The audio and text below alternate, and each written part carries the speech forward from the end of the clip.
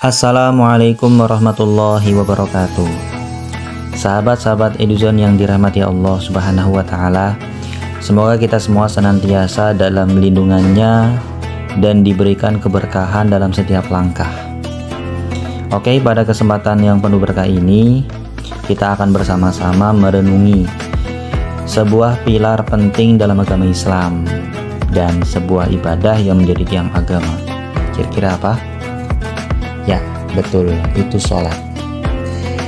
Jadi pertama-tama kita ketahui dulu sholat secara bahasa dan juga secara syariat, supaya nanti bisa diturunkan dengan baik pengertiannya dan kita fahami dengan seksama.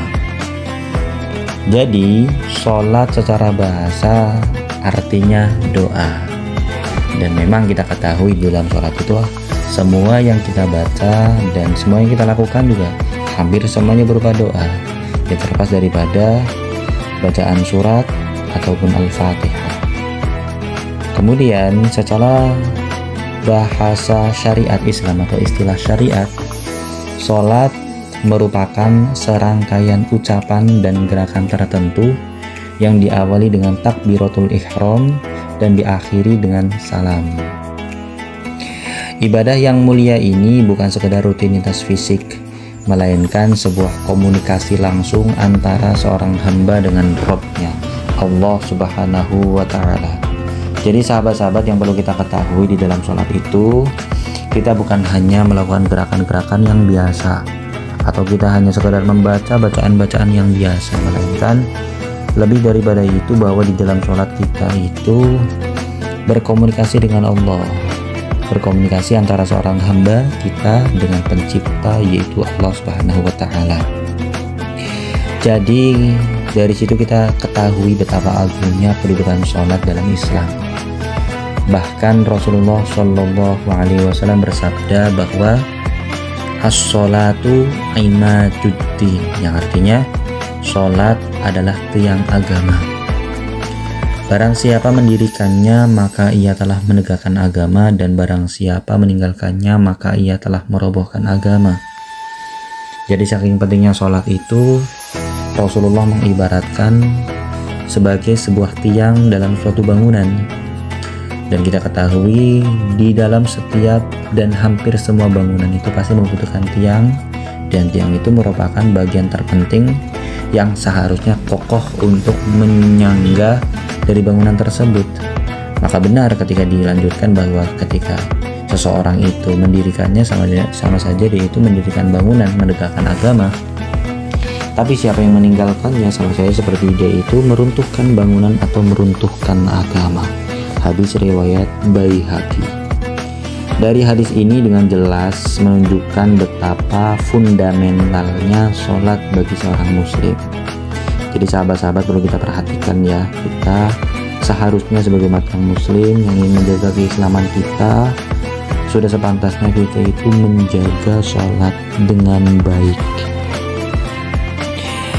Dan perlu diketahui bahwa sholat itu bukan hanya kewajiban, tetapi sholat itu bisa kita ibaratkan sebagai sumber keutamaan dan hikmah yang tak terhingga, khususnya bagi kita yang hidup sebagai seorang muslim. Ada beberapa keutamaan sholat, diantaranya adalah secara singkat, sholat itu bisa sebagai perantara untuk menghapus dosa. Di sini ada sebuah hadis dari Rasulullah SAW bahwa perumpamaan sholat 5 waktu itu seperti sebuah sungai yang mengalir di depan pintu salah seorang di antara kalian. Ia mandi di sungai itu setiap hari 5 kali. Jadi Rasulullah mengibaratkan bahwa sholat 5 waktu itu sebuah sungai yang mengalir, dan kita sebagai orang yang mendapati sungai itu mandi di sungai tersebut itu 5 kali sehari. Wow, biasanya kita mungkin mandi itu yang mungkin 3 kali, bahkan ada yang 2 kali, bahkan cuma 1 kali, bahkan ada yang nggak mandi, dan itu pun fire saja atau apa saja. Maka Rasulullah SAW juga bertanya kepada para sahabatnya, apakah menurut kalian masih ada kotoran yang tersisa padanya? Kira-kira kalau misalkan kita itu mandi 1 hari 5 kali, itu masih kotor atau tidak? Jawabannya pasti ya sudah bersih, karena kita juga cukup 3 kali sudah bersih, apalagi 5 kali sehari. Tentu ini dijawab oleh para sahabat bahwa tidak ada sedikit pun kotoran yang tersisa. Kemudian Rasulullah SAW menjawab, demikianlah perumpamaan sholat 5 waktu, dengannya Allah menghapus dosa-dosa. Atau kama qala, hadis riwayat Bukhari dan Muslim. Yang kedua, sholat itu mencegah perbuatan keji dan mungkar. Allah Subhanahu wa Ta'ala berfirman dalam Al-Quran yang artinya sesungguhnya sholat itu mencegah dari perbuatan-perbuatan keji dan mungkar. Mungkin pertanyaan dalam diri kita sendiri, kenapa kebanyakan orang yang masih sholat tapi masih mengerjakan perbuatan keji dan mungkar? Yes, sholat yang dikerjakan dengan khusyuk akan menumbuhkan kesadaran diri dan rasa takut kepada Allah sehingga menjauhkan seseorang dari perbuatan dosa. Kuncinya adalah pada kesadaran dan berusaha untuk mengerjakan sholat dengan khusyuk. Jika mungkin kebanyakan kita melakukan sholat tapi belum sempurna bacaan, gerakan, atau belum berusaha untuk khusyuk di dalam sholat, yes, mungkin itu akan berpengaruh bagi perbuatan sehari-harinya.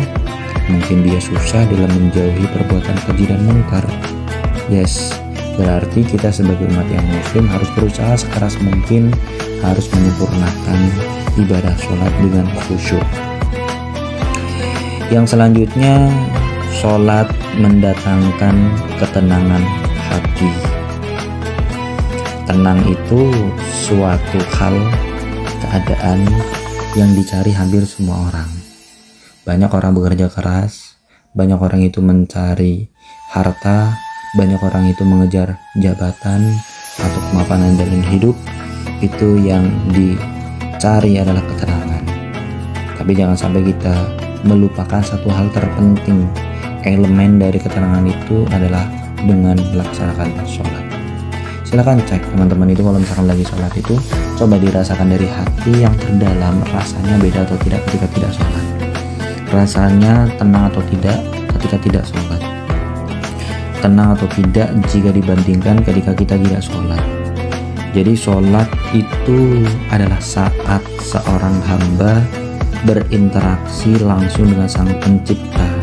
Baik dalam sujud, seorang muslim merasakan kedekatan yang luar biasa dengan Allah. Nah, dari situ mungkin yang memberikan ketenangan dan kedamaian dalam hati. Baik, selanjutnya sholat itu menjadi cahaya di hari kiamat.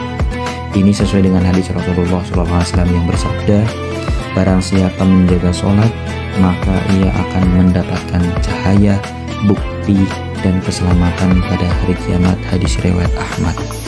Sahabat-sahabat Ilzon yang dirahmati Allah, hidup di dunia itu cuma mampir. Hidup di dunia itu mungkin kita tidak akan lama, dan banyak dari kita mungkin yang merasakan kehidupan dunia itu yang begitu pekat dengan masalah, begitu pekat dengan cobaan. Dari cobaan-cobaan tersebut kita hadapi dengan lapang dada, dengan sabar, dengan banyak bersyukur kepada Allah, dan dengan mendekatkan diri kepada Allah.